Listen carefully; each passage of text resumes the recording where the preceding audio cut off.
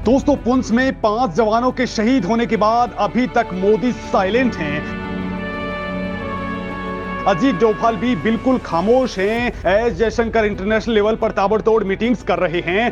बस उन्होंने एक छोटा सा हिंट दिया था कि आतंकियों के रहनुमा के साथ कोई रहम नहीं होगा। तो दोस्तों, आखिर होने क्या जा रहा है? क्योंकि पाकिस्तान से जो खबरें सामने आ रही हैं वो कुछ बड़े उलटफेर का इशारा कर रही हैं। मोदी के दिमाग में क्या कुछ पक रहा है, इसको लेकर के बस इतना समझ लीजिए कि पाकिस्तान के army chief general Asim Munir दौड़ करके चीन पहुंच चुके हैं। इससे पहले वो यूएई और सऊदी अरब से भी कुछ गुहार लगा चुके हैं। तो वहीं अब पाकिस्तान के पूर्व राजनयिक अब्दुल बासित ने कहा है कि पाकिस्तान में डर का माहौल बन चुका है कि Bharat surgical strike, air strike या फिर इससे बड़ा कुछ कर सकता है। तो दोस्तों, क्या भारत अब एक बार फिर से पीओके में कुछ बड़ा करने वाला है? बड़ा प्लान बना चुका है? क्या मोदी के दिमाग में सर्जिकल स्ट्राइक से भी बहुत आगे का प्लान रेडी हो चुका है? क्यों पीएम मोदी लगातार हाई लेवल मीटिंग्स कर रहे हैं? तो चलिए दोस्तों, आपको यह पूरा माजरा बताता हूं।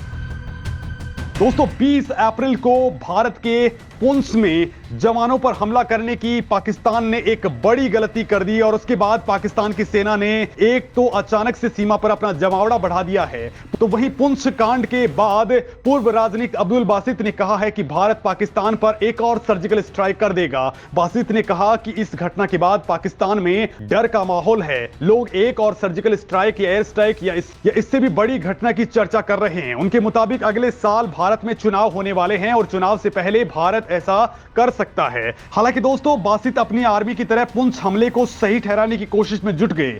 बासित के मुताबिक पुंछ हमले में सेना को निशाना बनाया गया है, नागरिकों को नहीं, लिहाजा इंटरनेशनल लॉ इसकी अनुमति देता है। तो वहीं दोस्तों, उनकी आर्मी ने तो भारत को ही जंग की गीदड़ भभकी दे डाली। पाकिस्तानी सेना के प्रवक्ता मेजर जनरल अहमद शरीफ ने भारत के खिलाफ जम करके जहर उगलते हुए कहा कि अगर भारत ने कोई भी दुस्साहस किया तो पाकिस्तानी सेना जंग को भारत की सीमा के अंदर तक लेकर के चली जाएगी और वहां पर इसका जवाब देगी। उनका मतलब था कि पाकिस्तान भारत में हमला कर देगा, भारत के अंदर तक वो आ जाएगा। हालांकि दोस्तों, पाकिस्तानी सेना की पोल वहां के पत्रकारों ने ही खोल करके रख दी है। पाकिस्तान के चर्चित पत्रकार हामिद मीर ने खुलासा किया है कि पूर्व सेना प्रमुख जनरल बाजवा ने 25 से ज्यादा पत्रकारों के सामने स्वीकार किया था कि देश की सेना के टैंक काम नहीं कर रहे, उनके पास डीजल तक के पैसे नहीं हैं और किस तरीके से कंगाली में जी रहा है, यह बात साबित भी हो चुकी है। दोस्तों, बाजवा के इस खुलासे के सामने आने के बाद से पाकिस्तानी सेना बैकफुट पर आ चुकी है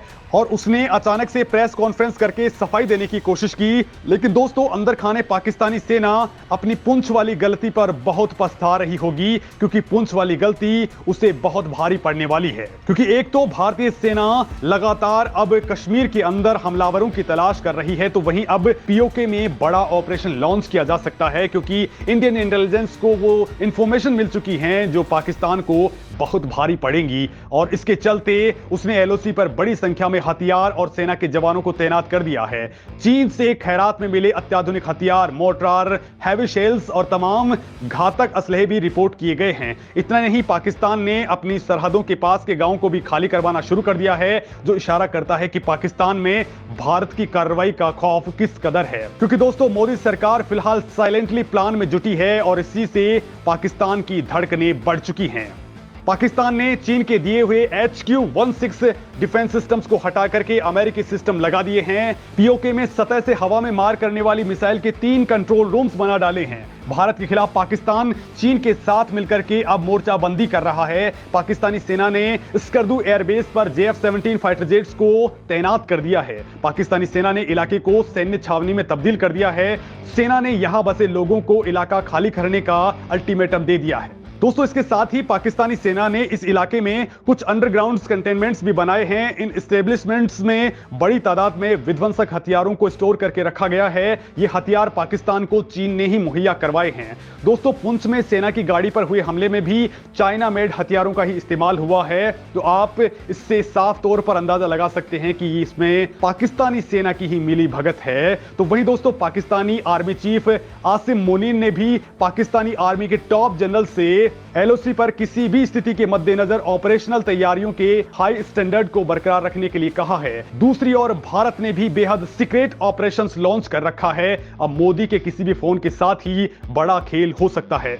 दोस्तों, मोदी के ऐलान से पहले आप जयशंकर के बयान को सुन ही चुके होंगे, जिन्होंने कहा है कि हमारे देश के खिलाफ सीमा पार आतंकवाद को बढ़ावा देने वाले पड़ोसी देश के साथ रिश्ते बनाना बहुत कठिन है। तो वहीं भारत ने अब सीमा पर भी तगड़ी तैयारियां शुरू कर रखी हैं। दोस्तों, भारतीय सेना ने 50,000 से ज्यादा सैनिकों और भारी हथियारों को डिप्लॉय कर दिया है। भारतीय वायुसेना ने राफेल, सुखोई 30 और मिग 29 को स्टैंड बाय मोड पर रखा है। पिनाका रॉकेट लॉन्चर के साथ ही रॉकेट फोर्स को भी एक्टिवेट किया जा चुका है। तो वहीं दोस्तों, इस बीच एक्सपर्ट्स कह रहे हैं कि भारत किसी भी वक्त पीओके में घुस करके वहां पर तिरंगा फहरा सकता है। दूसरी ओर इस वक्त पीओके के लोग भी पाकिस्तान के अत्याचारों और उपेक्षा से परेशान होकर के बार बार आंदोलन और बगावत कर रहे हैं। वो भारत में मिला लेने की अपील कर रहे हैं। लिहाजा दोस्तों, कह सकते हैं कि मोदी की चुप्पी और पाकिस्तानी सेना की सक्रियता दूसरे बालाकोट की ओर इशारा कर रही है। दोस्तों, आपको क्या लगता है, भारत को क्या कुछ करना चाहिए? अपनी बात कमेंट सेक्शन में लिख करके जरूर बताएं।